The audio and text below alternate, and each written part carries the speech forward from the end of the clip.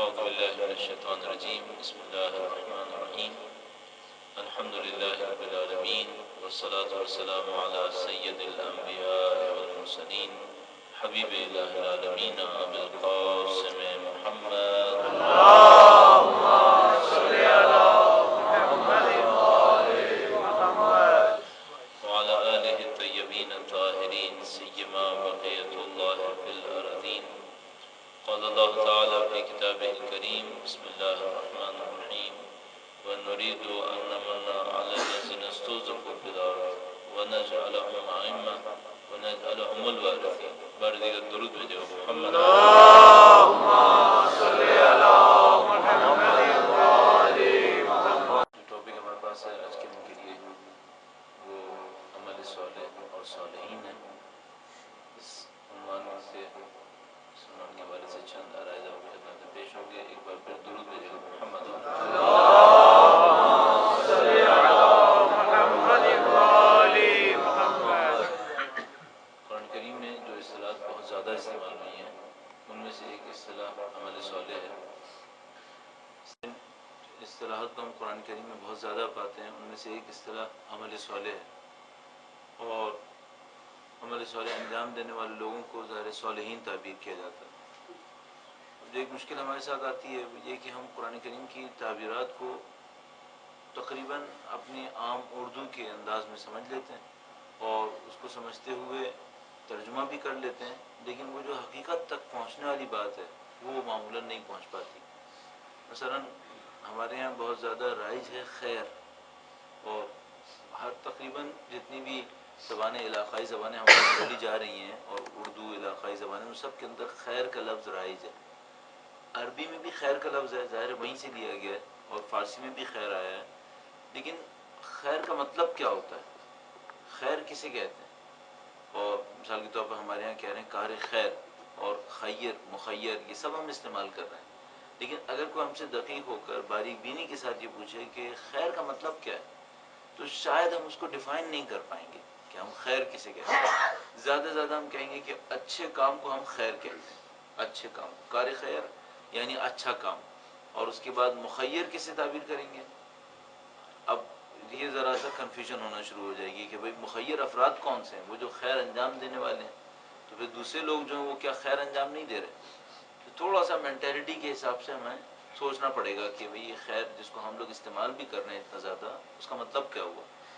اسی طرح عمل صالح اور صالحین ہے، اردو میں اتنا زیادہ عام زبان میں استعمال نہیں ہوتا، عام مکالمے کے اندر، لیکن بہرحال اگر آپ ترجموں کے اوپر غور کریں تو شاید اگر اوپر لکھا ہے والذین آمنوا وعملوا الصالحات، وہ لوگ جو ایمان لائے اور انہوں نے، تو اردو میں لکھ دیتے ہیں عمل صالح انجام دیا، تو وہ عربی کا وہی جو لفظ تھا وہ اردو میں بھی آ گیا ہے اور اردو میں بھی استعمال ہو رہا ہے، لیکن صحیح مسئلہ یہ ہے کہ اگر کوئی پوچھے کہ صالح کا مطلب ہوا کیا بالآخر، تو وہ شاید اتنی باریک بینی کے ساتھ ہمارے ذہن میں نہیں ہوگا۔ لہذا اس اجمال کا نقصان یہ ہوتا ہے کہ ہر کوئی اس چیز کا دعویٰ کر رہا ہوتا ہے، لیکن اس کو یہ پتہ نہیں ہوتا کہ یہ جس کا ہم دعویٰ کر رہے ہیں وہ در حقیقت کیا ہے، اور آزاد دعوے کے امکانات جو ہیں وہ بہت زیادہ ہو جاتے ہیں۔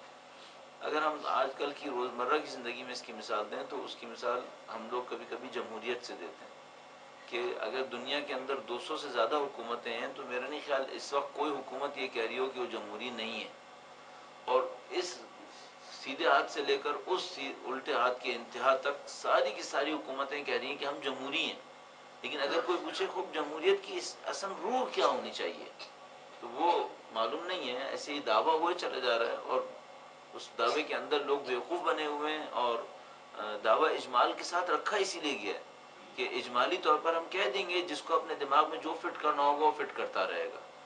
اب ظاہر ہے سیاست کے اندر تو یہ بات سمجھ میں آتی ہے کہ کچھ لوگوں نے کام کیا ہو، لیکن ہمیں قرآنی اصطلاحات میں تو غور کرنا پڑے گا کہ تاکہ ہمارے سامنے بالکل واضح ہو کہ ہم کیا سمجھنے کی کوشش کر رہے ہیں، ہم کس راستے کے اوپر چل رہے ہیں۔ یہ جو ہم نے سیشن رکھا ہے وہ اسی کی ایک کوشش ہے۔ اس سے پہلے کہ میں اس پہ شروع کروں، مولانا صاحب نے 2 انتہائی اہم آیات تلاوت فرمائی ہیں، اس کا میں ترجمہ آپ کی خدمت میں عرض کر دیتا ہوں اور 1-2 جملات اس کی تشریح میں۔ درود بھیجے گا محمد اللهم صل على محمد وآل محمد۔ پہلی آیہ کریمہ میں پروردگار عالم نے ارشاد فرمایا کہ وہ دن ہوگا جس دن ہر شخص جس نے کار خیر انجام دیا ہے وہ اپنے نزدیک پائے گا. اب دیکھیں اردو میں نے پھر وہی خیر کو ترجمہ خیر سے کر دیا کہ جو اچھائی کو انجام دے گا وہ محضرہ حاضر پائے گا.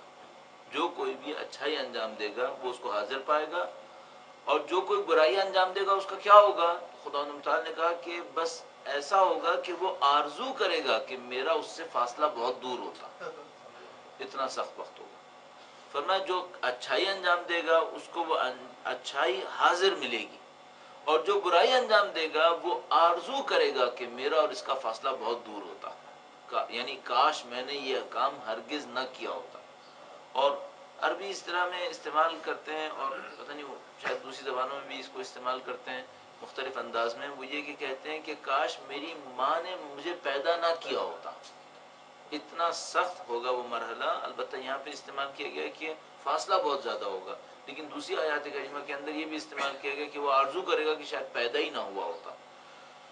اس کے بعد دوسری آیت کریمہ میں فرمایا پروردگار عالم نے کہ اے نبی ان سے کہہ دیجئے کہ اگر تم اللہ سے محبت کرتے ہو اور تمہارا دعویٰ یہ ہے کہ تم اللہ کے چاہنے والے ہو، فاتبعونی، اے نبی ان سے کہیے کہ اگر تمہارا دعویٰ یہ ہے کہ تم اللہ کے چاہنے والے ہو، فاتبعونی، تم میری پیروی کرو، یحببکم اللہ، اللہ تمہیں محبوب بنا دے گا.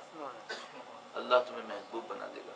البتہ اس کے یحببکم اللہ میں دو تین ترجمے کیے ہیں لوگوں نے، اور مثال کے طور پہ ایک ترجمہ یہ تھا کہ اگر تم اللہ کی محبت کا دعویٰ کرتے ہو تو میری پیروی کرو، یعنی میری کا مطلب ہوگا اللہ کے نبی کی، اللہ کے نبی کی پیروی کرو، اللہ تمہیں پسند کرے گا. یحببکم اللہ، اللہ تمہیں پسند کرے گا. اور ایک کسی نے دعویٰ کیا کہ نہیں، اس کا مطلب ہے یحببکم اللہ یعنی اللہ تمہیں انسانوں کے درمیان محبوب بنا دے گا، تمہاری پسند کو لوگوں کے دلوں کے اندر ڈال دے گا.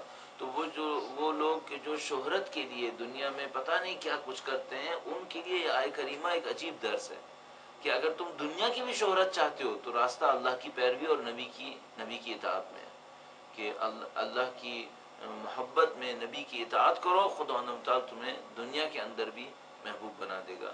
درود بھیجے گا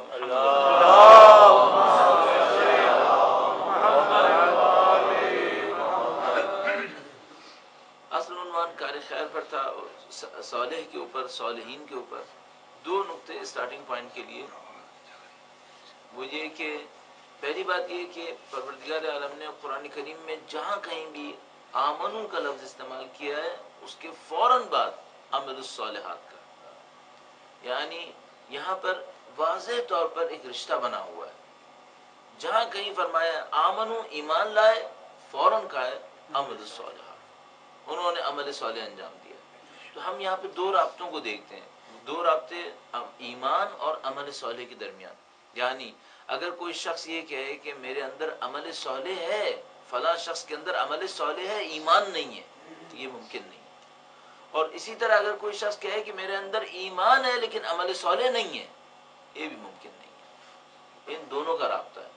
اچھا، اس رابطے سے ایک بات جو ہم آسانی سے سمجھ سکتے ہیں، یہ جو ہماری جنرلائز اصطلاح ہے، ہر وہ شخص کہ جو ہماری فکر پر ہم کہہ رہے ہیں یہ مومن ہے، شاید اتنی آسانی سے یہ اصطلاح آسمانوں میں قبول نہیں ہوگی.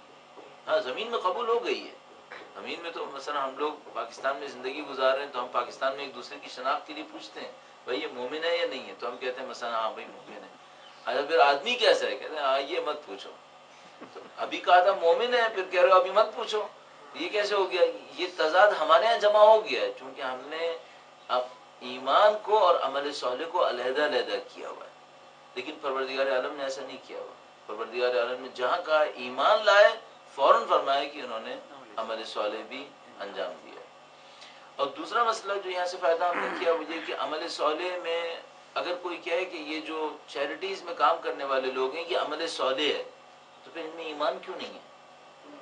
اگر واقعی یہ عمل صالح ہے تو پھر اس کے اندر ایمان بھی ہونا چاہیے تھا. اس کا مطلب یہ عمل صالح کی تصویر ہے، لیکن حقیقت عمل صالح اس کے اندر نہیں ہے، یہ اس کی تصویر ہے. بہت چیزوں میں ایسا ہوتا ہے، ظاہر ایک جیسا ہوتا ہے لیکن باطن میں بہرحال فرق ہوتا ہے. درود بھیجے گا محمد.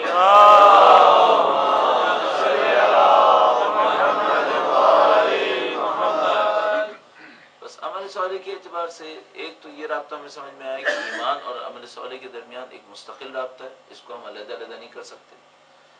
ایک عجیب تعبیر ہے ہمارے پاس قرآن کریم میں، یہ ہمارا دوسرا اسٹارٹ کے لیے نقطہ ہے، وہ یہ ہے کہ جب حضرت یوسف کے بھائیوں نے فیصلہ کیا کہ ان کو کنویں میں ڈال دیں گے اور ان کو ہم ان سے نجات حاصل کر لیں گے مثال کے طور پر اپنے والد کی محبتوں کو حاصل کرنے کے لیے، تو بھائیوں نے مشورے کے طور پر ایک دوسرے سے بات کی اور اس کے بعد یہ کہا کہ اس کو کنویں میں ڈال دو، اور جب یہ ختم ہو جائے گا معاملہ وَتَكُونُوا مِن بَعْدِهِ قَوْمًا صَالِحِينَ، اس کو ڈالنے کے بعد تم لوگ صالح بن جانا، اس کو تو فارغ کرو، جب یہ فارغ ہو جائے، یہ مر جائے، یہ اپنے باپ کی نظروں سے دور ہو جائے تو پھر تم کیا بن جانا؟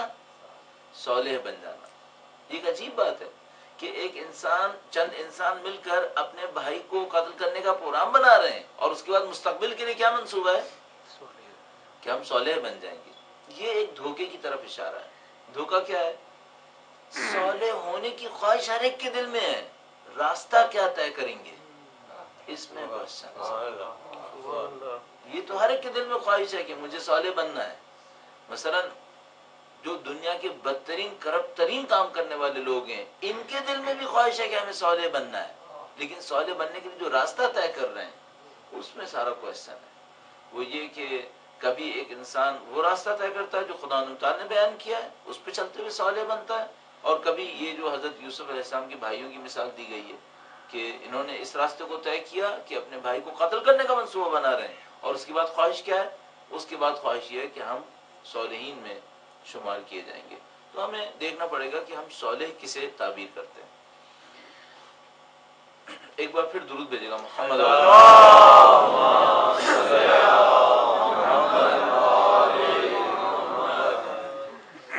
کچھ تعبیرات ہیں جیسے کمال، جیسے فلاح، جیسے سعادت، اور اسی طرح صلاح۔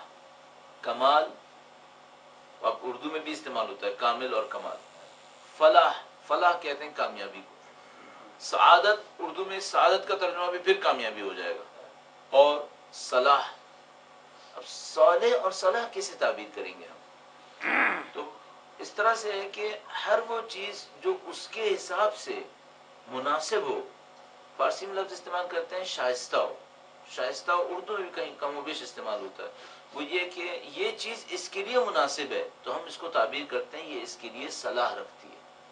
یا مثال کے طور پر ایک انسان دو فیصلوں میں متردد ہے، دو فیصلوں میں متردد ہے، اس کو فیصلہ کرنا ہے اور وہ دوسرے سے پوچھتا ہے کہ میرے لیے صلاح کا راستہ کون سا ہے، تو اس کا مطلب کیا ہو رہا ہے؟ وہ یہ پوچھ رہا ہوتا ہے کہ میرے جیسی ہستی کے لیے، میرے جیسے وجود کے لیے کس راستے پر چلنا بہتر ہے۔ یعنی آپ ایک منزل تک پہنچنے کے لیے دو راستوں پہ کھڑے ہیں اور ایک آدمی سے پوچھتے ہیں کہ میرے لیے کس راستے پہ جانا بہتر ہے، تو اس کو بھی ہم صلاح تعبیر کرتے ہیں۔ بس آپ مثال کے طور پر میں اب مادی اعتبار سے یہ مثال دوں تاکہ بالکل واضح ہو جائے، وہ یہ کہ فرض کریں آپ سیب کاٹنا چاہتے ہیں اور آپ کے پاس دو چاقو ہیں اور آپ کسی سے پوچھتے ہیں ان میں سے کون سا صالح ہے۔ اس کا مطلب کیا ہوگا کون سا صالح ہے؟ یعنی اس کام کو انجام دینے کے لیے کس چاقو کو استعمال کرنا زیادہ مناسب ہوگا۔ تو مثال کے طور پر آپ ان دونوں کو دیکھیں گے، اس چاقو میں سے ایک ہوگا جو بہت بڑا ہوگا، بہت تیز دھار ہوگا، بہت بڑا ہوگا، لیکن وہ سیب کے لیے مناسبت نہیں رکھتا، وہ کسی بہت بڑے مثال کے طور پہ گوشت کے ٹکڑے کو کاٹنے کے لیے مناسبت رکھتا ہے۔ اور ان میں سے ایک چاقو ہوگا جو بڑا ہوگا لیکن تیز دھار نہیں ہوگا، تو مثال کے طور پر آپ کہیں گے کہ بھئی یہ دونوں صلاح نہیں رکھتے، آپ کو ایک ایسا چاقو چاہیے جو مناسبت رکھتا ہو سائز میں بھی اور دھار میں بھی، تو پھر آپ اس سے کاٹ سکیں گے، تو آپ کہیں گے کہ یہ چاقو اس کے لیے صالح ہے، صالح ہے، یعنی اس کے لیے مناسبت رکھتا ہے۔ اچھا، اب یہ تو ہم نے چاقو کی مثال دی، تو ہمیں ایک بات سمجھ میں آتی ہے کہ اگر کوئی وجود اپنے کام کو انجام دے دے جس کی صلاحیت اس کے اندر موجود ہے تو یہ صالح ہے، وہ صالح ہے۔ مثلاً کیا مطلب ہوگا؟ مثلاً اللہ تعالیٰ نے پروردگار عالم نے انسان کو خلق کیا ہے، اس کے اندر صلاحیتیں رکھی ہیں۔ اب دیکھیں صلاحیتوں کا لفظ صالح کو طے کر رہا ہے ایکچولی، کہ آپ کو سب سے پہلے یہ دیکھنا پڑے گا اس کے اندر صلاحیتیں کس کام کی ہیں، تب آپ کو اور مجھے پتا چلے گا کہ اس کے لیے صالح عمل کون سا کہلائے گا۔ میں شاید پہلے آپ کی خدمت میں ایک دفعہ ایک اور بحث کی ضمن میں عرض کیا تھا کہ اگر کوئی گاڑی خریدے، بہترین گاڑی خریدے اور رات کو اس میں سو جایا کرے، دن کو اس کو نہ چلائے، رات کو اس میں سو جایا کرے، کیا یہ عمل صالح ہے؟ نہیں۔ کیوں؟ کیونکہ گاڑی خریدنے کا جو اصل ہدف تھا وہ یہ تھا کہ یہ چلے، ایک جگہ سے ایک منزل تک انسان کو پہنچانے میں مدد دے، اور اس میں مختلف پرائرٹیز تھیں جو آپ نے طے کی تھی، اس کے تحت آپ نے گاڑی خریدی تھی۔ اب اس کو آپ سونے میں استعمال کر لیں، یہ اس کے لیے صالح نہیں۔ صالح یہ کہ آپ اس کو سفر کے لیے استعمال کریں۔ تو جیسے آپ کہتے ہیں کہ اس کے لیے صالح کیا ہے، تو پہلے آپ کو یہ دیکھنا ہوتا ہے اس کے اندر صلاحیتیں کیا کیا ہیں۔ اگر آپ نے صلاحیتیں طے کر لی، آپ کو سمجھ میں آ جائے گا اس کے لیے عمل صالح کیا ہے۔ صحیح ہے؟ آپ کو پہلے صلاحیتیں طے کرنی ہوتی ہیں۔ اچھا، وہ جو آپ صلاحیتیں طے کرتے ہیں وہ کیسے طے کرتے ہیں آپ؟ مثال کے طور پر فرض کیجئے میں نے اپنی گھڑی کو اٹھا کر کسی کیل کے اوپر مار دیا کہ میں اس سے کیل ٹھونک لوں، تو میری تو گھڑی ٹوٹ گئی۔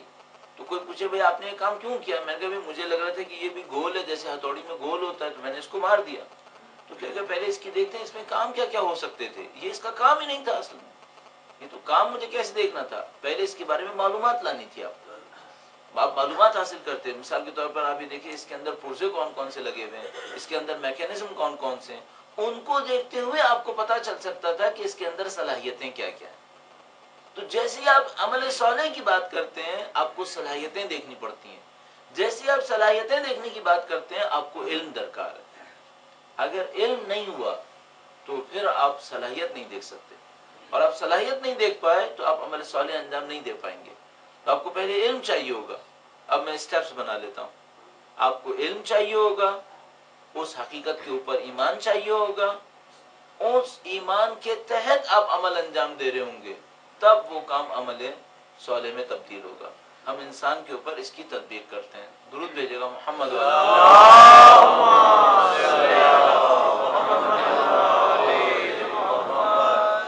کہہ رہے ہیں تھوڑا سا اگر آگے تشریف لائیں تو شاید اور کوئی آئے تو اس کو آسانی ہو جائے گی۔ درود بھیجے گا محمد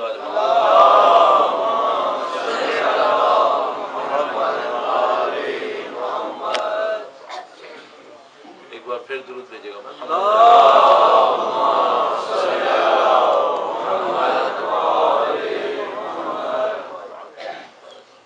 اس اعتبار سے اگر کوئی انسان چاہتا ہے کہ عمل صالح انجام دے، پہلا کام یہ کر لے کہ علم حاصل کر لے۔ علم حاصل کرے کس بات کے اوپر؟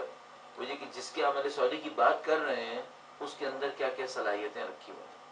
ہم لوگ انسان کے بارے میں بات کر رہے ہیں، پہلا کام جو ہمیں کرنا پڑے گا وہ یہ کہ انسان کو دیکھنا پڑے گا کہ انسان کے اندر، انسان کے وجود کی نوعیت کیا ہے۔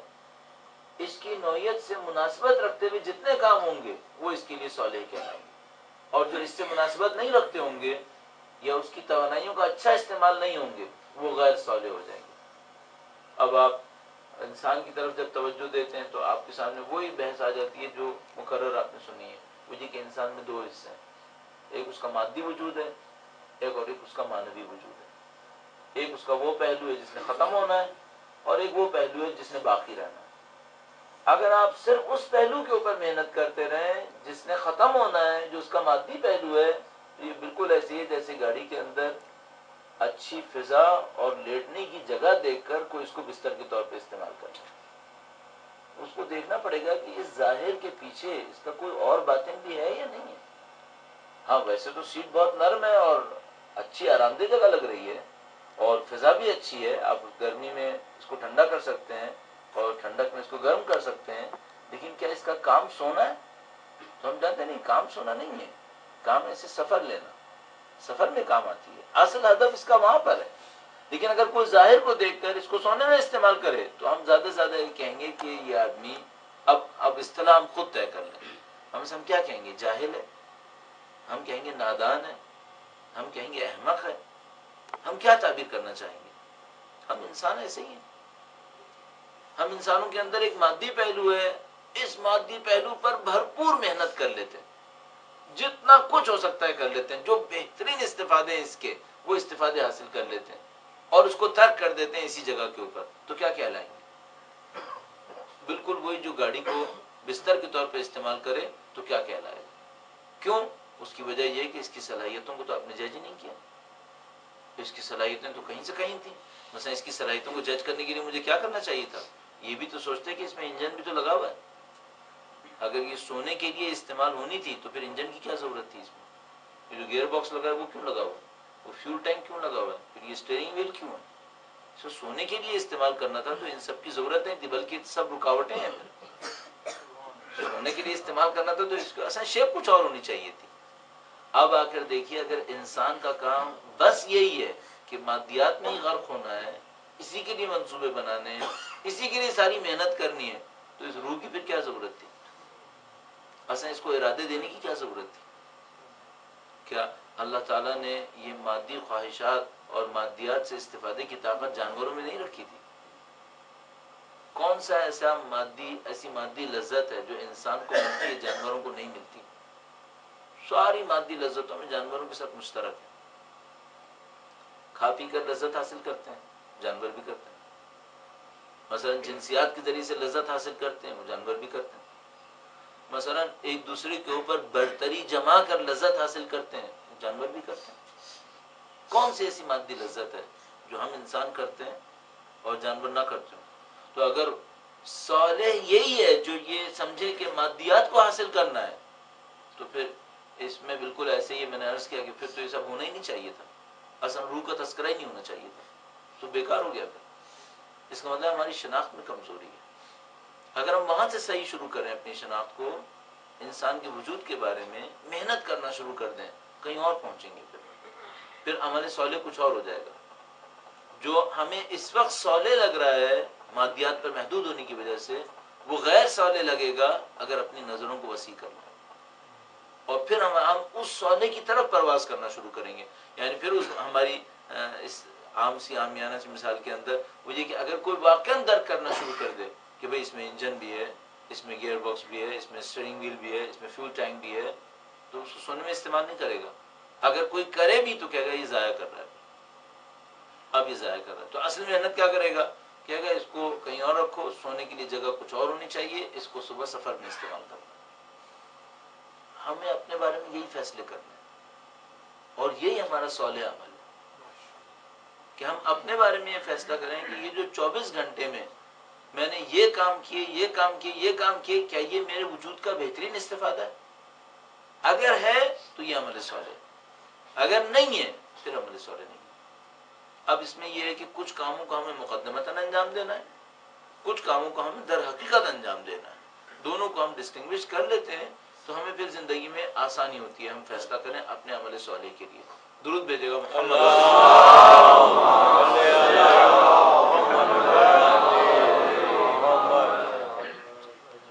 ابھی ہم نے عرض کیا کہ مادی لذتوں کے حصول میں ہم جانوروں کے ساتھ مشترک ہیں. مثلا کیا ظاہر اس کا نتیجہ نہیں نکلے گا، لیکن میں احتیاط کے لیے کہہ رہا ہوں کہ اس کا نتیجہ نکلے گا کہ ہم یہ کہیں کہ جب ہم کھانا کھائیں تو ہم جانوروں کی طرح ہیں. نہیں، اس میں ذرا سی اور عقل استعمال کرنی ہوگی. وہ ہم یہ سوچیں کہ ہمارا زندگی کا اصلی ہدف کیا ہے، اصلی کام کیا ہے، اور اس اصلی ہدف کو حاصل کرنے کے لیے تقاضے کیا کیا ہیں. وہ تقاضے پورے کرنے ہوں گے. بالکل ایسی جیسے ابھی آپ یہاں تشریف لائے، آپ جو یہاں تشریف لائے تو آپ نے ایک راستہ طے کیا ہے، یہ ہدف تھا راستہ طے کرنا.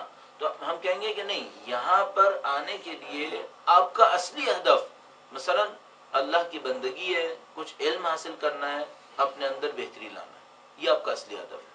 یہ جو آپ نے فاصلہ طے کیا یہ ہدف تھا یا وسیلہ تھا؟ یہ وسیلہ تھا، یہ ہدف نہیں تھا. یہ کہ آپ نے اپنے آپ کو تیار کیا کہ آپ چند لوگوں کے درمیان جا کر بیٹھیں گے، یہ ہدف تھا؟ نہیں، یہ بھی ہدف نہیں تھا، یہ بھی وسیلہ تھا. یہ اس کے تقاضے ہیں سارے. یہ سارے تقاضے آپ نے طے کیے ایک اصلی ہدف کے لیے، اور وہ ہدف مثال کے طور پر اب پورا ہونا چاہیے جب سارے تقاضے آپ نے جمع کر لیے. ہمیں اپنی زندگی میں بھی یہی کرنا ہوگا. اچھی طرح ڈھونڈنا پڑے گا کہ ہدف کیا ہے، تقاضے کیا ہیں.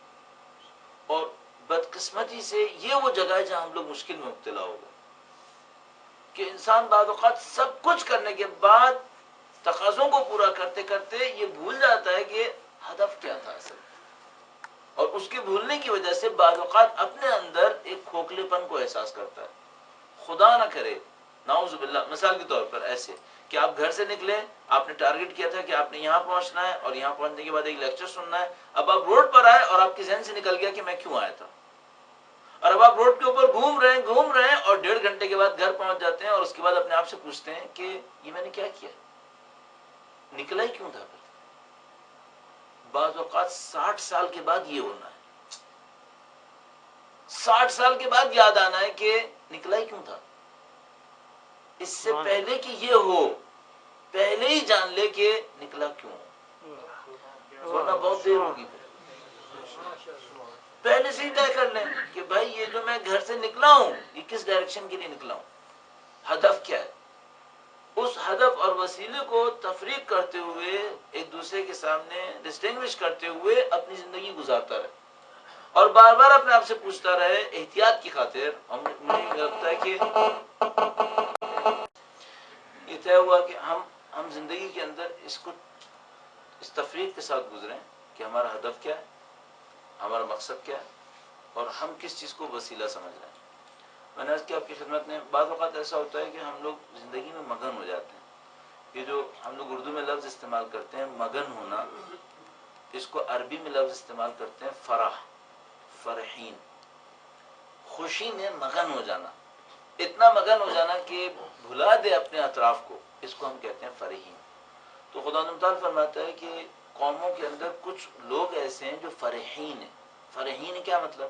زندگی میں مگن ہے، اپنی زندگی میں اتنے مگن ہیں کہ بھول جاتے ہیں کہ اصل ہدف کیا ہے. وہ سمجھتے ہیں یہی ہدف ہے، یہی ہدف ہے. اب پریکٹیکلی سوسائٹی میں یہی ہو رہا ہے، پریکٹیکلی سوسائٹی میں یہ ہو رہا ہے. یعنی اب میں اگر اس کے پورے ڈائیگرام کو بنانے کی کوشش کروں تھیوریٹیکل، تو یہ ہو رہا ہے کہ مثلا ایک بچہ پیدا ہوتا ہے اور وہ اپنے بچپن کو گزار رہا ہوتا ہے، اور اس دوران میں اس کے والدین اس کے کانوں میں اہداف ڈال رہے ہوتے ہیں. کیا اہداف ڈال رہے ہوتے ہیں؟ تم نے بڑا ہونا ہے، تم نے بڑا آدمی بننا ہے. یہ پہلے والی ویکیبلریز ہیں، اب ویکیبلریز چینج ہو گئی ہیں، تھیم وہی ہے. بڑا ہونا ہے، بڑا آدمی بننا ہے، بہت کچھ کمانا ہے، اور پتہ نہیں پہلے والی کی ویکیبلری تھی وہ یہ کہ شہزادہ بنے گا، بادشاہ بنے گا. اب ویکیبلریز چینج ہو گئی ہیں اور تھیم وہی ہے، تھیم وہی گنوائی ہے. تو اس کے بعد بڑا ہوگا، اس کے بعد کیا ہوگا؟ اس کے بعد تمہارے بچے ہوں گے، تمہیں بچوں کی خوشیاں دیکھنا نصیب ہوں گی، اور ان سب کی دعاؤں کے ساتھ دنیا سے رخصت ہوگا. اب یہ جب بڑا ہونے لگتا ہے تو اس کے سامنے پہلے ہی آئیڈیلز طے ہوئے ہوئے ہوتے ہیں کہ میں نے ان کاموں کو انجام دینا ہے. خواہ نخواہ وہ وہی کر رہا ہوتا ہے کہ وہ بڑا ہوتا ہے، اور بڑا ہونے کے ساتھ ساتھ وہ جو جس کو ہم لوگ کہتے ہیں نا یہ تعلیم حاصل کرتا ہے، تعلیم حاصل نہیں کرتا ہے، وہ صرف بڑے ہونے کے لیے وسیلے تیار کر رہا ہوتا ہے. علم نہیں ہوتا ہے یہ. یعنی جو مجھے سمجھ میں آیا ابھی تک، شاید ہمارے ایجوکیشن سسٹم کے اندر جس پر کوئی اصرار نہیں ہے وہ علم ہے، اور جس پر بے تحاشا اصرار ہے وہ زیادہ سے زیادہ چند ٹیکنیکس ہیں، ورنہ صرف کمانے کے وسیلے ہیں، اور کچھ نہیں ہو رہا ہے زیادہ تر جو مجھے سمجھ میں آیا ہے. تو وہ اسی عادت کے ساتھ بڑا ہو رہا ہوتا ہے. بڑے ہونے کے بعد اس کے دماغ میں آہستہ آہستہ ایک بھوت آنا شروع ہو جاتا ہے، وہ یہ کہ مجھے کمانا ہے. اچھا، یہ بھوت کیوں آ رہا ہوتا ہے؟ ایک تو یہ کہ اس کو یہ نظر آ رہا ہوتا ہے کہ میری کچھ خواہشات ہیں جو پوری نہیں ہو رہی، اور اگر میں خود کماؤں گا تو پوری ہو جائیں گی. دوسری طرف سے اس کے والدین بھی اس کو کچھ اس طرح سے، یعنی ماحول جو اس کا ہوتا ہے وہ اس کو سمجھا رہا ہوتا ہے کہ بھائی یہ کمانے میں بہت فضیلت ہے، جو کماتا ہے اس کو فضیلت ملتی ہے. اچھا، فضیلت کا لفظ بھی ان الفاظ میں سے جو میں نے جیسے کمال اور خیر کہا، فضیلت بھی ایسا ہی ہے کہ مثلا اپنی آنکھوں سے وہ دیکھ رہا ہوتا ہے کہ ہمارے خاندان میں 2 بزرگ ہیں، اور اس بزرگ کو اہمیت ملتی ہے جو زیادہ کماتا ہے. تقریباً طے شدہ بات ہو گئی ہے. اب اس کو دہرانے کی بھی کوئی اسے کہتے ہیں دلیل دینے کی بھی کوئی ضرورت نہیں ہے. ہم خاندانوں کے اندر تقریباً طے اس کی چلے گی، چاہے وہ سن میں بڑا ہو یا چھوٹا ہو یا کیسا ہی کیوں نہ ہو، اس کی چلے گی جو پیسے لائے گا اور اس کے اوپر محنت کرے گا، کمائے گا، مثال کے طور پر لوگوں کو دے رہا ہوگا یا اپنی طاقت کا اظہار کر رہا ہوگا. تو بچے بھی یہ سب دیکھ رہے ہوتے ہیں کہ بھئی اگر صرف بڑے ہونے کے اوپر معاملہ تھا تو فلاں بھی تو بڑا ہے، اس کی کیوں نہیں چلتی ہے. تو وہ ان تمام باتوں سے سیکھ رہا ہوتا ہے، اور آہستہ آہستہ یہی اس کی زندگی کا ہدف بن رہا ہوتا ہے. اچھا، اب ایک اور مشکل بھی پیش آتی ہے. اس ہدف کے پیچھے بھی کچھ ہونا چاہیے تھا. مثال کے طور پہ دولت کمائے گا تو کیا کرے گا؟ مزے لے گا. چلو مزے ہی لے لے، اب پھر وہ بھی نہیں ہوتا. اس کی وجہ یہ کہ وہ دولت کمانے میں اتنا مگن ہو جاتا ہے کہ وہ جو دنیا سے بھی مزے لینے تھے وہ بھی اس کے ہاتھ سے نکل جاتا ہے. اور اس کے بعد جب بہت کچھ کر لینے کے بعد ایک خاص ایج پہ پہنچتا ہے اور اب پلٹ کے دیکھتا ہے تو اس میں ایک عجیب کام ہو چکا ہوتا ہے کہ وہ اگر کامیاب رہا تو وہ بہت کچھ کما چکا ہوتا ہے، لیکن اب مزے لینے کی طاقت ختم ہو چکی ہوتی ہے، مزے لینے کا میدان ختم ہو چکا ہوتا ہے۔ اور اس قسم کے انسان کے لیے ہم بہت آسانی سے کہہ سکتے ہیں کہ خدا نمدار فرماتا ہے خسر الدنیا والآخرہ ذالک هو الخسران المبین۔ آخرت تو اس نے پہلے ہی چھوڑ دی تھی، چونکہ اس نے زندگی کا ہدف یہی بنایا تھا۔ دنیا اس لیے گئی ہے کہ اس کو کمانے میں اس نے اتنی دیر لگا دی ہے کہ اب وہ جو اصلی مزے لینے تھے اب وہ بھی نہیں رہے۔ اور ایسا اصلی مزے کیا لے سکتا تھا یہ؟ مثلا شاید کسی اسکالر نے لکھا تھا، میں ذہن میں نہیں آ رہا کس نے، کیا نام تھا ان کا، کہ انہوں نے لکھا کہ یہ دولت کمانے میں اتنے مگن ہو جاتے ہیں کہ اپنی صحت اور اولاد کو برباد کر لیتے ہیں، اور جب دولت کمانے کے بعد میدان میں واپس آتے ہیں تو وہ وقت ہوتا ہے کہ اب نہ صحت واپس لا سکتے ہیں نہ اولاد کو واپس لا سکتے ہیں، اب دونوں چیزیں جا چکی ہوتی ہیں۔ تو بعض اوقات انسان کو احساس ہوتا ہے کہ یہ جو ہم بے ہدفی کی زندگی گزارتے ہیں اور اس میں ایک مصنوعی ہدف بناتے ہیں، اس کے نتیجے میں وہ جو مصنوعی ہدف سے بھی مزہ لینا تھا اس سے بھی محروم ہو چکے ہوتے ہیں۔ حل کیا ہے؟ حل یہ کہ آپ اپنی صلاحیت کو ڈھونڈ لیجئے، آپ کو خدا نے کس کام کے لیے خلق کیا اسے ڈھونڈ لیجئے، اس صلاحیت کو لے کر آگے بڑھیے، اور وہ جو زندگی کے اندر وسیلے ہیں ان وسیلوں کو وسیلوں کی جگہ پہ رکھ لیجئے، اور جو زندگی کے اصلی اہداف ہیں ان اہداف کے اوپر توجہ دینا شروع کر دیجئے۔ کچھ عرصے کے بعد آپ کو خود بخود اندازہ ہوگا کہ آپ کے اندر کامیابی کا ایک احساس ہے، وہ کامیابی کا احساس آپ کی زندگی کی سب سے بڑی نعمت بن جائے گا۔ آخر میں آ کر، اگر میں اس کی تھوڑا سا اور اصرار کر دوں، آخر میں آ کر جو انسان کی زندگی میں سب سے اہم ہے وہ سوائے احساس کے کچھ نہیں ہے، صرف ایک احساس ہے۔ میں اس کی مثال آپ کی خدمت میں عرض کرتا ہوں، درود بھیجے گا محمد والا۔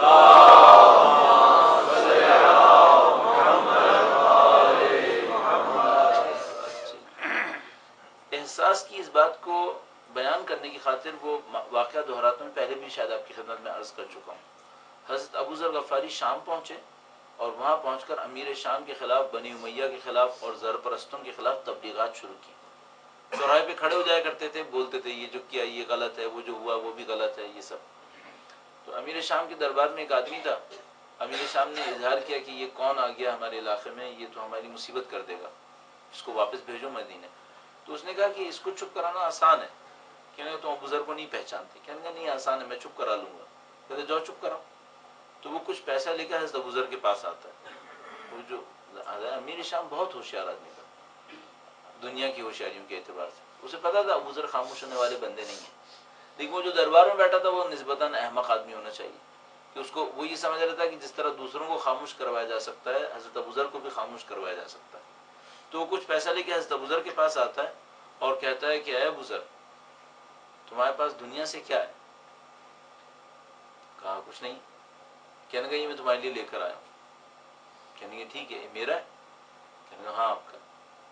کہنے کہ یعنی مثلا کنفرم میرا ہو گیا؟ ہاں آپ کا ہے۔ کہنے کہ ٹھیک ہے۔ وہ لیا انہوں نے اور چوراہے میں اعلان کیا کہ اے مستحقین، جس کو جتنے پیسے چاہیے وہ لائن میں کھڑا ہو گئے۔ وہاں پہ لمبی سی لائن لگ گئی، انہوں نے جتنا پیسہ وہ لایا تھا وہ سب کا سب لوگوں میں ایک ایک دو دو کر کے تقسیم کرنا شروع کیا۔ آدھے پونے گھنٹے میں مثلا ہمارے حساب سے معاملہ ختم ہو گیا، اور وہ جو لے کے آیا تھا وہیں پہ کھڑا دیکھتا رہ گیا کہ تو پیسے بھی ختم ہو گئے۔ تو اس نے کہا کہ ابو ذر تم نے سب کچھ تقسیم کر دیا، اپنے لیے کچھ نہیں رکھا؟ حضرت ابو ذر نے کہا کہ میرے پاس تھیلی میں کچھ ہے، اس کے ہوتے ہوئے مجھے اس دولت کی ضرورت نہیں ہے۔ تھیلی میں کچھ ہے، اس کے ہوتے ہوئے دولت کی ضرورت نہیں ہے۔ تو اس نے کہا کہ تھیلی میں کیا ہے؟ ابو ذر نے کہا خود دیکھو۔ اس نے تھیلی میں دیکھا تو اس میں 2 روٹیاں پڑی تھیں۔ تو اس نے حضرت ابو ذر سے پوچھا کہ 2 روٹیوں کے ہوتے ہوئے بے نیازی کیسے آ سکتی ہے؟ کہنے لگے کہ ایک صبح کی ہے ایک شام کی ہے، جس نے آج دیے وہ کل بھی دے دے گا، باقی کی مجھے فکر کرنے کی کیا ضرورت ہے؟ اچھا، اس میں ظاہر ہے بہت ساری چیزیں جو ہم لوگوں کے بس میں نہیں، ہم لوگ ایسے نہیں ہو سکتے۔ ایک بات سوچئے گا، مثلا سلمان فارسی کے بارے میں آپ نے سنا ہے کہ وہ مدائن کے گورنر بنائے گئے، وہ وہاں پر گئے، انہوں نے ایک خیمہ لگایا، خیمے کے اندر وہ زندگی گزارتے تھے، جو سامان لے کر آئے تھے وہ ایک گدھے پہ لاد کے لے آئے تھے۔ ان لوگوں کی زندگی میں کامیابی ہے یا ناکامی ہے؟ یعنی یہ لوگ اپنے آپ کو کامیاب دیکھتے ہیں ناکام دیکھتے ہیں؟ کامیاب دیکھتے ہیں. مطمئن ہے غیر مطمئن ہے؟ مطمئن ہے. کس بات پہ مطمئن ہے؟ ایک بھی چیز نہیں ہے ان کے پاس. اطمینان کیوں انہیں؟ اب میں آپ کی خدمت میں عرض کر رہا ہوں کامیابی صرف ایک احساس ہے، یہ کوئی چیز نہیں ہے. کامیابی ایک احساس کا نام ہے کہ انسان اپنے زندگی کے اندر ایک ایسی جگہ تک پہنچ جاتا ہے کہ اس کے بعد اس کو کامیابی تصور کر رہا ہوتا ہے. شاید کسی چیز کا نام کامیابی نہیں ہے، چیز نہیں ہے، احساس ہے. اچھا اب مشکل یہاں پر یہ ہو رہی ہے کہ ہم لوگ دنیا کی چیزوں میں کامیابی ڈھونڈ رہے ہیں. بدقسمتی سے بعض اوقات سب کچھ ہوتا ہے لیکن وہ کامیابی کا احساس پھر بھی نہیں ہوتا، پھر بھی نہیں ہوتا. یعنی میں اپنے طور پہ ایک مثال سوچتا ہوں، وہ یہ کہ صاحب پوری دنیا، اب یہ سادہ سادہ سی بات کہ آپ نے جو کمانا تھا کما لیا، جو بنانا تھا بنا لیا. اب آپ کی جائیداد میں سب کچھ ہے، آپ کے پاس بینک بیلنسز کے اندر ہے، آپ کے پاس سوسائٹی کی شہرت میں سے ہے، لیکن آپ اپنی زندگی میں کامیابی کا احساس کر پائیں گے؟ یہ امپورٹنٹ ہے. اس احساس کو کیسے لے کر آئیں گے؟ سب کچھ ہوتے ہوئے اور گیم پھرنا شروع ہو جائے اور وہ احساس نہ رہے تو سب بیکار ہو جائے گا. یعنی مثال کے طور پر وہ احساس کیوں نہیں رہے گا؟ وہ احساس اس وجہ سے نہیں رہے گا کہ وہ جو دینے والا ہے اس نے ان تمام چیزوں کے باوجود ہمیں آپ سے حساب لینا ہے کہ میں نے تمہیں خلق کس لیے کیا. یہ احساس میں اور آپ اپنی زندگی سے نہیں نکال پائیں گے. لہذا ایسا ہوگا کہ سب کچھ ہونے کے بعد آخر کار پھر ایک خلش رہ جائے گی اور وہ خلش انسان کے لیے قاتل بن جائے گی کہ بالآخر وہ نہیں ہوا جو ہونا چاہیے تھا. میں اب اس کو اس طرح سے سوچتا ہوں کہ فرض کیجئے ہم اور آپ یہاں بیٹھے ہوئے ہیں، الحمدللہ اہل بیت اطہار کے ماننے والے ہیں. فرض کریں ہم میں سے کوئی یہ کہتا ہے میں اس گیم میں نہیں ہوں، معنویات، خدا کا راستہ، فرض کریں نعوذ باللہ تعالی وہ اس کو بھلانے کی کوشش کرتا ہے اور بھلانے کی کوشش کرتے ہوئے اپنی زندگی میں بڑھنے کی کوشش کرتا ہے. ساری زندگی اس کی جدوجہد میں گزار دیتا ہے، اپنے دانش میں جو کچھ کمال سوچ رہا تھا اس کے اوپر محنت کرتا رہتا ہے. مرنے سے 5 سال پہلے 10 سال پہلے اس کے ذہن میں آتا ہے کہ یہ سب مصنوعی تھا، جس کا میں نے انکار کیا تھا وہی اصل تھا. اب کیا ہونا ہے؟ احساس کامیابی ملے گا؟ یہ وہ مشکل ہے جو ہمارے اور آپ کے سامنے ہے. ابھی تک ہم یہ سوچ رہے ہیں، یعنی ہم سوچ سکتے ہیں کہ کامیابی کا احساس ان مادی دولتوں سے مل پائے گا، اور میں یہ سوچ رہا ہوں کہ فرض اگر سب کچھ حاصل ہو گیا اور وہ احساس نہیں ملا تب کیا ہونے والا ہے؟ تب صرف یہ ہونے والا ہے کہ میں نے زندگی کی 40 سال ضائع کی، لیکن لیٹ اس بات کو سمجھ پاؤں گا کہ ضائع کی. تو ابھی سے کیوں نہیں طے کروں؟ ابھی سے یہ طے کرنا شروع کر دوں زندگی کے بالکل ایسے موقع پر جب میرے جسم میں طاقت بھی ہو، میرے فکر کے اندر توانائی بھی ہو اور میرے پاس اللہ کی بندگی میں بڑھنے کا حوصلہ بھی ہو، میں یہ طے کرنا شروع کر دوں کہ اصل جگہ کون سی ہے جہاں تک میں نے پہنچنا ہے. یہ ساری محنت ہم نے کی انسان کے وجود کی صلاحیتوں کو سمجھنے کے لیے اور ان صلاحیتوں کی روشنی میں عمل صالح کو دیکھنے کے لیے. اب یہ جو عمل صالح طے ہوا وہ کیا طے ہوا؟ ہم نے نماز کو عمل صالح نہیں کہا، جو ہے. ہم نے روزہ عمل صالح نہیں کہا، وہ بھی ہے. تعبیر جو کی وہ کی ہر وہ عمل جو انسان کی صلاحیتوں سے سازگار ہو، وہ عمل صالح ہے. انسان کی صلاحیتیں کیا ہیں؟ اگر صرف مادی صلاحیتیں انسان میں ہوتی تو کھانا کھانا عمل صالح ہے. اگر صرف مادیات ہوتی تو جنسیات عمل صالح ہوتی. اگر صرف مادیات ہوتی تو جنگ کرنا بھی عمل صالح ہوتی. لیکن انسان کے اندر صرف مادیات نہیں ہے، انسان کے اندر میں اور آپ قبول کریں کہ روحانی پہلو ہے. اس روحانی پہلو کے اندر عمل صالح کیا ہے؟ ہر وہ کام جو اس کی روح کو بلندی دے وہ عمل صالح ہے، جو اس کی روح کو کمال کی طرف لے کر جائے. اچھا یہ اصل ہدف ہے اور باقی کیا ہے؟ باقی تقاضے ہیں. اگر اس ہدف کو پورا کرنے کے لیے تقاضے انجام پائیں تو پھر وہ بھی عمل صالح ہیں، پھر وہ بھی عمل صالح ہے. مثلا ابھی ہم نے کہا تھا کھانا کھانا اگر صرف مادیات ہوتی تو کھانا کھانا عمل صالح تھا. اب ہم کہہ رہے ہیں نہیں، روحانیات کے ہوتے ہوئے بھی کھانا کھانا عمل صالح ہے. کب؟ جب یہ کھانا کھانا اس طاقت کے لیے ہو جس سے روح کو بلندی ملنی ہے. پھر یہ بھی عمل صالح ہے۔ اب عمل صالح واضح ہے، ہر کام عمل صالح ہو سکتا ہے اور ہر کام غیر صالح ہو سکتا ہے۔ ہر کام عمل صالح ہو سکتا ہے۔ مثلا سونا عمل صالح ہو سکتا ہے، ہاں بالکل ہو سکتا ہے۔ کس وقت ہو سکتا ہے؟ جب انسان یہ سوچے کہ میری زندگی کا اصلی ہدف کمال حاصل کرنا ہے، اس کمال کے حاصل کرنے کے ساتھ ساتھ مجھے بدن کے اوپر ایک راستے میں طے کرنے کے لیے ضرورت ہے، بدن کی ضرورت ہے مجھے راستہ طے کرنے کے لیے۔ اس بدن کی ضرورتوں میں سے ایک ضرورت یہ کہ اس کو آرام بھی چاہیے۔ اب سونا عمل صالح ہے، کھانا بھی عمل صالح ہے، وہ لذتیں بھی عمل صالح ہیں، سب کا سب عمل صالح ہے۔ کب؟ جب فکر صحیح ہے، فکر کے اندر وہ طے کر لے کہ یہ زندگی کا ہدف ہے، یہ زندگی کے وسائل ہیں، ان وسائل کو ہدف میں استعمال کروں گا، سب کا سب صالح ہو جائے گا۔ نہیں کروں گا تو پھر نہیں ہوگا۔ اب ایک مثال میں آپ کی خدمت میں نے عرض کی کہ مادی ترین عمل صالح بنتا ہے، ایک مثال یہ بھی دیتا چلوں کہ مانوی ترین عمل غیر صالح بھی ہو سکتا ہے۔ درود بھیجے گا محمد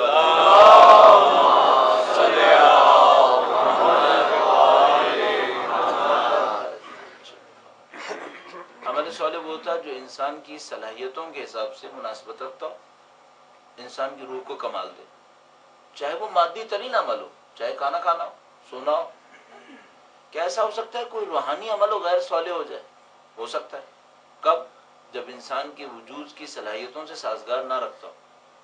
مثلا یہ جو ہم عمل انجام دے رہے ہیں اس وقت، یہ غیر صالح ہو سکتا ہے؟ ہاں بالکل ہو سکتا ہے۔ کیسے ہو سکتا ہے؟ جب ہماری صلاحیتوں سے سازگار نہ ہو۔ وہ کیسے ہوگا؟ وہ یہ کہ جب یہ عمل برتری حاصل کرنے کے لیے ہو، جب یہ عمل دکھاوے کے لیے انجام پائے، جب اس عمل کا ہدف خدا نہ ہو، تو یہ ہمارے وجود سے سازگار نہیں رکھتا۔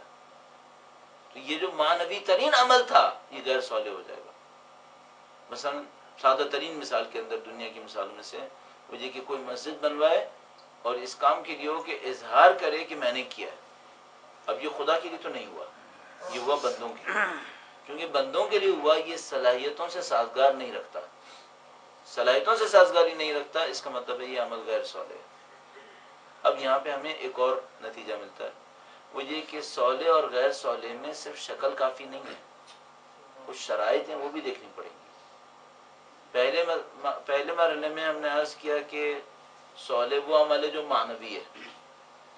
پھر دوسرے مرحلے میں عرض کیا کہ مادی عمل بھی صالح ہو سکتا ہے اگر معنوی مقصد کے لیے ہو۔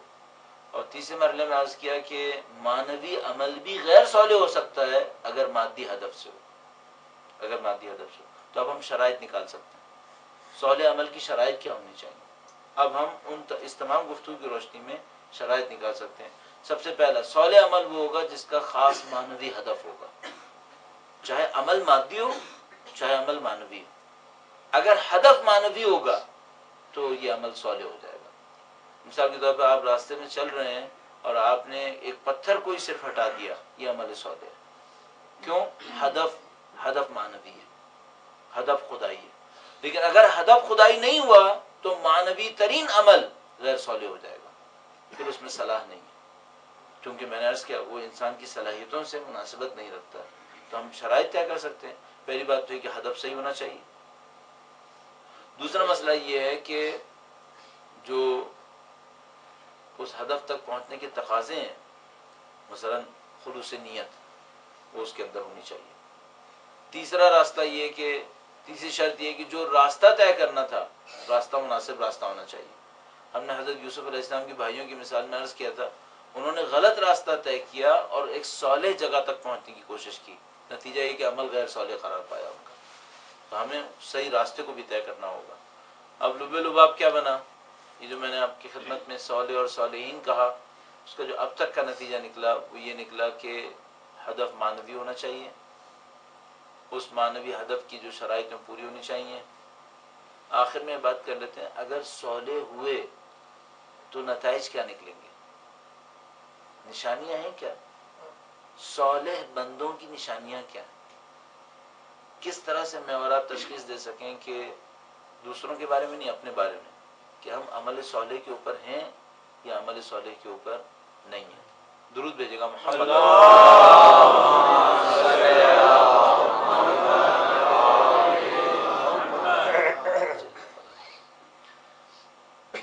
چونکہ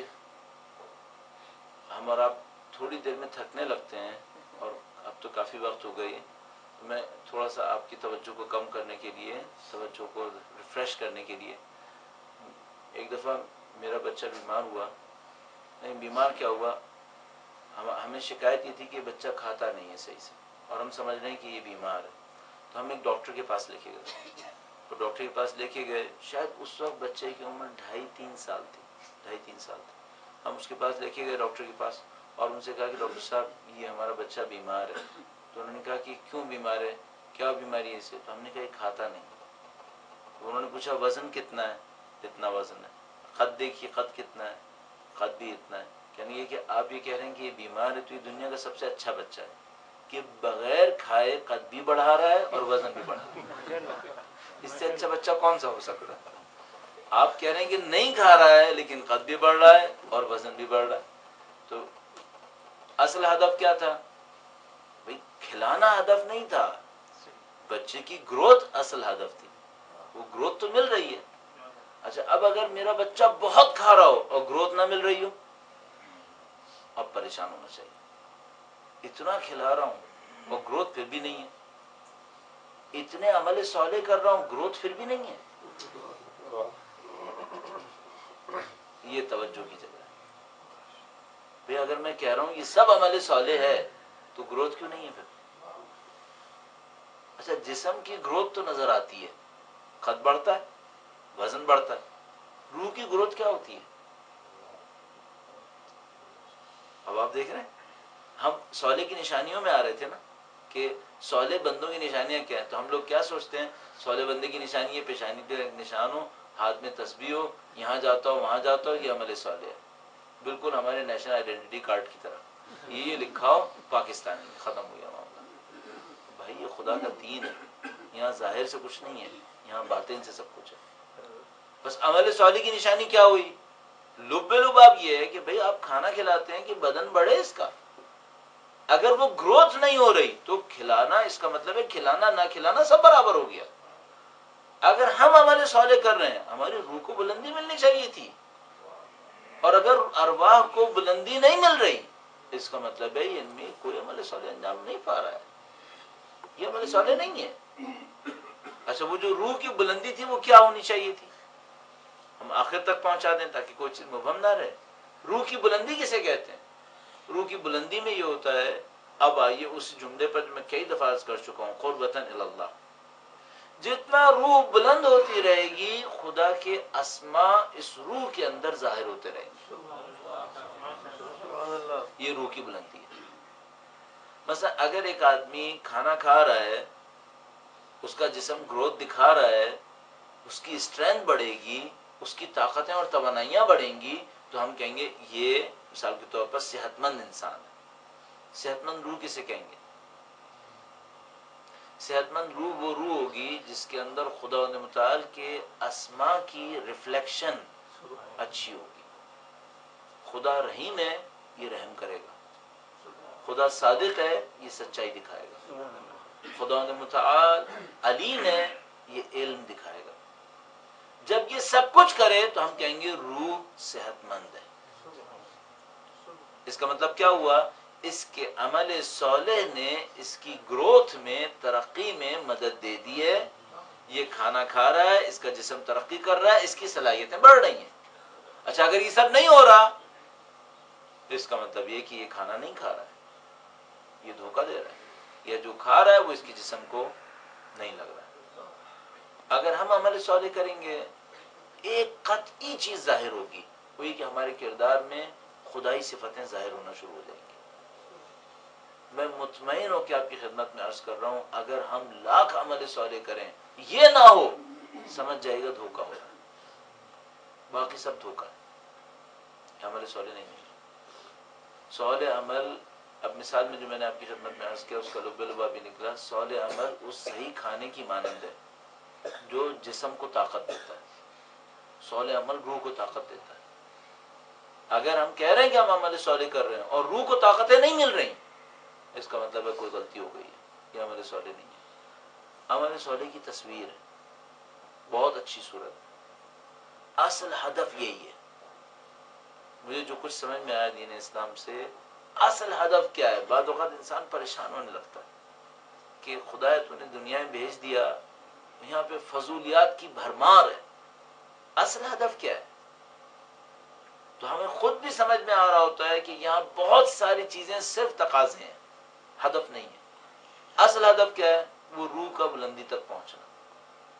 اور اس کی نشانی کیا ہے؟ اس کی نشانی یہ ہے کہ اللہ کی صفتیں نظر آتی ہیں۔ اگر کسی کو، اب آپ روایت سے دیکھیے، ایک جملہ روایت کا کتنا بھاری ہے۔ فرمایا اگر تمہیں کسی کو دیکھ کر خدا کی یاد آئے تو وہ مومن ہے۔ آپ نے کسی بندے کو دیکھا اور بندے کو دیکھنے کے بعد آپ کو خدا کی صفتیں یاد آئیں، یہ مومن ہے، یہ مومن ہے، یہ صالح ہے، اس نے عمل صالح کیا ہے۔ کیوں؟ یہ ہدف تک پہنچ گیا۔ ہدف کیا تھا؟ خدا کی صفتیں اس میں ریفلیکٹ ہونی تھی۔ اور اگر کسی کو بندے کو دیکھنے کے بعد خدا کی صفتیں یاد نہ آئیں، اس کی الٹی صفتیں یاد آئیں، اس کا مطلب اس کا عمل صالح سے دور تک کوئی تعلق نہیں، یہ زندگی کہیں اور گزارا، یہ اس خدائی نظام کے اندر نہیں آتا۔ اب ہم کیا کریں؟ ہم بہت کوشش کر رہے ہوتے ہیں کہ ہمیں کوئی ایسا بندہ ملے جس کو دیکھ کر خدا کی یاد آئے۔ پہلے عمل میں کوشش کریں۔ دوسرے عمل میں کوشش کریں کہ کاش ہم وہ بندے بن جائیں جن کو دیکھ کر لوگوں کو خدا یاد آئے۔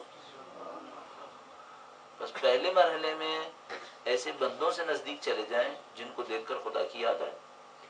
دوسرے مرحلے میں اپنے آپ کو ایسا بندہ بنا لیں جس کو دیکھ کر خدا کی یاد لوگوں کو آ جائے۔ اچھا، اب میں سوچتا ہوں ہم لوگوں کو وہ ڈاکٹر ہونا چاہیے جو دوا کھلا بھی دے۔ آخری عمل چیک کیسے کریں؟ کہاں ہیں ہم لوگ؟ اب بار بار چیک لگانا پڑے گا نا، چونکہ ہمارا دین ایک عجیب طریقے سے آگے بڑھ رہا ہے، وہ ڈیولپمنٹ نہیں ہو رہی جو ہونی چاہیے تھی، اور ڈر یہ لگا چلا جا رہا ہے کہ ہماری زندگی بھی اسی حالت میں ختم نہ ہو جائے گی۔ تو اس کا چیک کیسے لگائیں؟ سادہ سا ایک چیک کر لیجئے۔ اب میں بالکل آخری نتیجے پر پہنچ رہا ہوں۔ آپ اپنے اطراف میں دوستوں کی ایک فرضی فہرست بنائیں اور اس فہرست میں چیک کیجئے گا اس میں خدائی کتنے لوگ ہیں، کتنے لوگ وہ ہیں جن کے بارے میں آپ قسم کھا کے کہہ سکتے ہیں یہ خدا کا بندہ ہے۔ آپ کی فہرست میں بندے نہیں ہیں تو سمجھ جائے گا آپ کی زندگی صحیح جگہ نہیں گزر رہی، اس کو صحیح کریں کسی طرح سے۔ اگر آپ کو چند بندے آپ کی فہرست میں وہ مل جائیں جن کے بارے میں آپ قسم کھا کے کہہ سکتے ہیں اللہ کے بندے ہیں، پھر آپ خوش نصیب ہیں، پھر آپ خوش نصیب ہیں۔ یہ دور ہے غربت کا دور۔ غربت کسے کہتے ہیں؟ وطن سے دوری کو غربت کہتے ہیں۔ وطن کیا ہے؟ قرب خدا۔ یہ غربت کا دور ہے، یہاں اللہ کا قریب بندہ نہیں ملے گا، ڈھونڈنا پڑے گا۔ آپ اور میں اپنی فہرست تیار کر لیں کہ ہمارے اطراف میں جو بندے ہیں جن کے ساتھ ہمارا اٹھنا بیٹھنا ہے، ان میں اللہ کے بندے کتنے ہیں؟ نہیں ہے تو فوراً سمجھ جائیں گڑبڑ ہو گئی ہے، ڈھونڈ لیں فوراً، اور ہیں تو فخر کریں، پھر اس کا ساتھ دے دیں۔ جس کے بارے میں آپ کو یقین ہو جانا کہ یہ اللہ کا بندہ ہے، اس کو مس نہیں کیجیے گا۔ کیوں؟ یہ ریئر کموڈیٹی ہے، دوسری دفعہ نہیں ملے گی، اب نہیں ملتے۔ اب سایوں کی زندگی ہے، غربت کا دور ہے، اس میں اگر کوئی انسان مل جائے تو اس کو دونوں ہاتھ سے پکڑ لیں کہ کہیں یہ بھی نکل گیا تو پھر دوسرا دوبارہ نہیں ملنے کا ہے۔ بڑا عجیب دور ہے۔ تو ساری گفتگو یہاں پہ اختتام پذیر ہوئی۔ جو پوری بات ہوئی وہ یہ ہوئی کہ ہم عمل صالح کے لیے دو بنیادی نکات دیکھ لیں۔ ہمیشہ ایمان عمل صالح کے ساتھ ہے، عمل صالح ایمان کے ساتھ ہے۔ دوسری بات یہ کہ سب کے اندر خواہش عمل صالح کی اور صالح بننے کی ہے، لیکن راستے کی خبر نہیں ہے۔ راستے غلط چلنے والے بھی کہہ رہے ہیں کہ ہم عمل صالح انجام دے رہے ہیں۔ پھر ہم نے صالح کی تشریح میں کہا کہ انسان اپنی صلاحیتوں کو دیکھے، جو صلاحیتوں سے مناسب ہے وہ صالح ہے۔ معنوی عمل صالح ہے، مناسبت رکھتا ہے۔ مادی عمل بھی صالح ہو سکتا ہے اگر معنوی ہدف تک پہنچنے کے لیے ہو، اور معنوی عمل غیر صالح ہو سکتا ہے اگر صلاحیتوں کے خلاف ہو، اگر ان شرائط کے ساتھ نہ ہو۔ پھر یہ بات ہوئی کہ اپنے وجود کے اندر جستجو کی جائے، روح کے کمال کو حاصل کیا جائے۔ بات اس پہ آئی کہ روح کا کمال کسے کہتے ہیں؟ تو عرض ہوا کہ جتنا عمل صالح اچھی غذا کی طرح انجام پائے گا روح بلندی حاصل کرے گی، اللہ کی صفتیں اس میں منعکس ہوں گی. اگر صفتیں منعکس ہو رہی ہیں اس کا مطلب ہے روح بلندی حاصل کر رہی ہے، عمل صالح ہے. اگر صفتیں منعکس نہیں ہو رہی، وہ رحیم تھا رحم ہم میں نہیں ہے، وہ صادق تھا ہم سچ نہیں بول رہے، وہ وفا کرنے کی درس دیتا تھا ہم نے وفا نہیں کی، اس کا مطلب یہ ہے کہ عمل صالح نہیں ہے ابھی.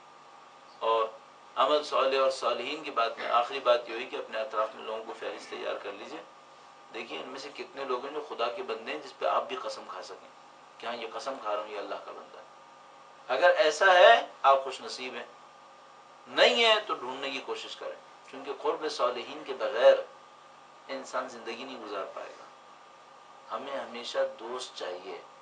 اور مولا کا قول آپ کے ذہن میں ہے یقیناً کہ غریب وہ ہے جس کا دوست نہیں ہے، اور اس سے زیادہ غریب وہ ہے جو دوست پا کر اسے کھو دے، وہ غریب ہے. دوست کسے کہتے ہیں؟ وطن کسے کہتے ہیں؟ قرب خدا وطن ہے، دوست وہ ہے جو قرب خدا حاصل کر رہا ہے، وہ اصلی دوست. یہ زندگی کا لب لباب ہوا. آپ کی سماعت کا شکریہ. درود بھیجے گا محمد وعلی محمد.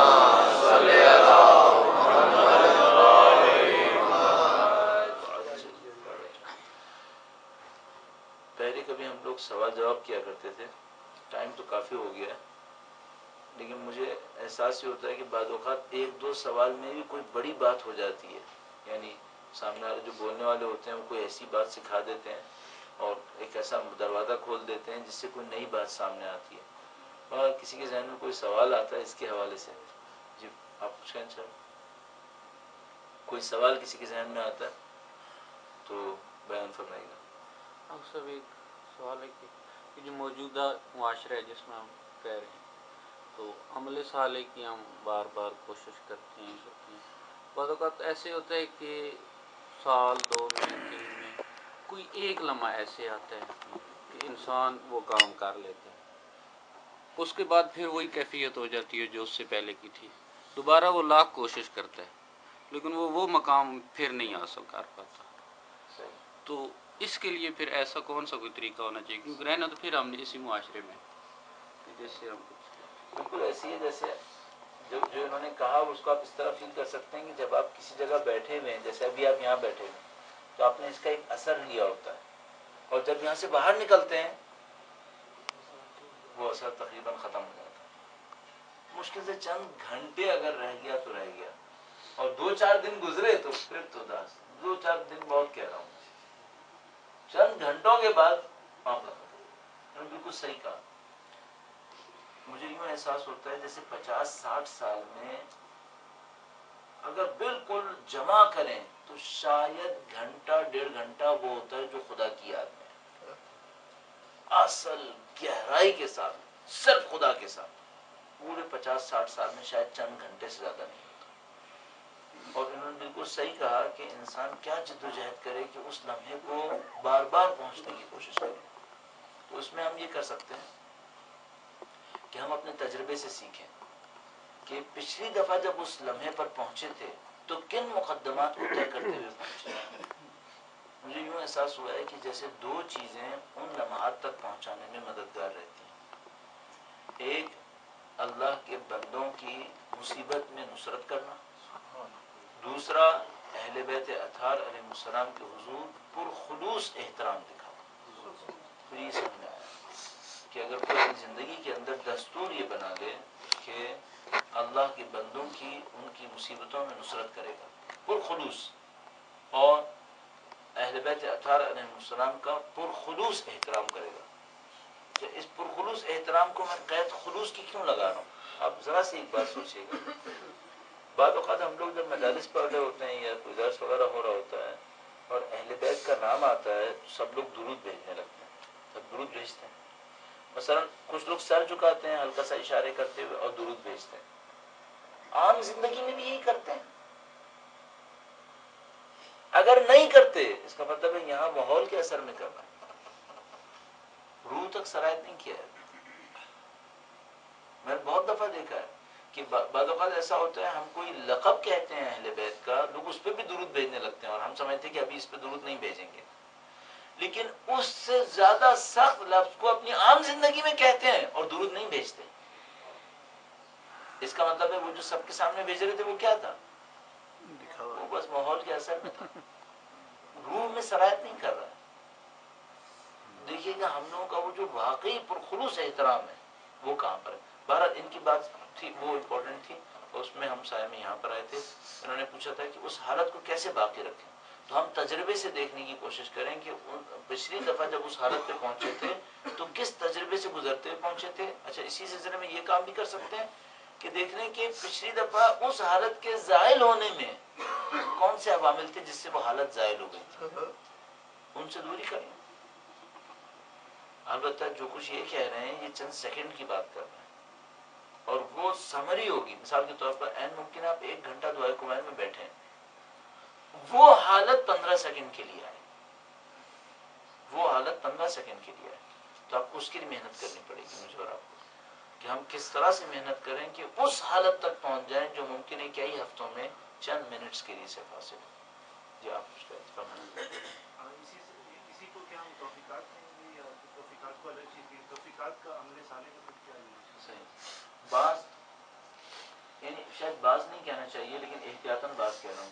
بعض اعمال ہوتے ہیں جو مزید اعمال کے لیے آپ کے لیے گراؤنڈ تیار کر دیتے ہیں. شاید سارے عمل ایسے ہوتے ہیں جو اچھے اعمال کے لیے مزید کے لیے گراؤنڈ تیار کرتے ہیں.